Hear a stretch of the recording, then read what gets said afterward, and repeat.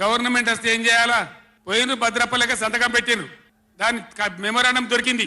నీళ్ల మంత్రిగా పనిచేసిండు కాబట్టి, అనుభవం ఉంది కాబట్టి, నష్టం ఎంత వస్తుందో తెలుసు కాబట్టి వెంటనే హరీష్ రావు గర్జించిండు. గర్జిస్తే ఒక 4-5 రోజులు నాటకాలు ఆడిండు, అబద్ధాలు మాట్లాడిండు. నిలబెట్టి మన గట్టిగా అసెంబ్లీలో అడిగితే అసెంబ్లీ బడ్జెట్ జరుగుతుంది. మీరు చూసిండ్రు.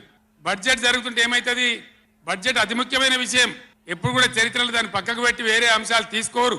కానీ అగమేఘాల మీద జరుగుతుంటే, ఆ రగడ జరుగుతుంటే, బిడ్డ మీ సంగతి బదాలను నిలబెడతా, మిమ్మలను ప్రజల ముందే తెలుసుకుంటాం అని నల్లగొండ చెలో నల్లగొండ నేను పిలిపించిన. ఎందుకంటే నాకు చేతనైనా కాకపోయినా నా కట్టె కాలే వరకు తెలంగాణకు అన్యాయం జరిగితే చివరి శ్వాస దాకా కూడా పులిలాగా లేచి కొట్లాడతా తప్ప పిల్లిలాగా ఉండను. ఎట్టి పరిస్థితులలో 600 ఏ విషయంలో కూడా తెలంగాణకు అన్యాయం జరగనివ్వను. కొట్లాడదాం.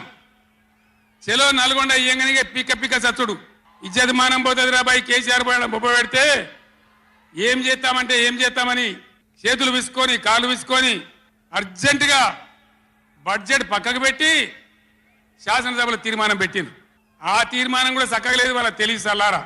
సాగునీళ్ళు తాగునీళ్ళు అని పెట్టిండ్రు, కరెంటు ఉత్పత్తి పెట్టలేదు. మళ్ళీ దానిలో ఆ తీర్మానంలో కూడా అంత తెలివి తక్కువ తీర్మానం అది పెట్టి ఇక మామ అనిపించుకున్నారు.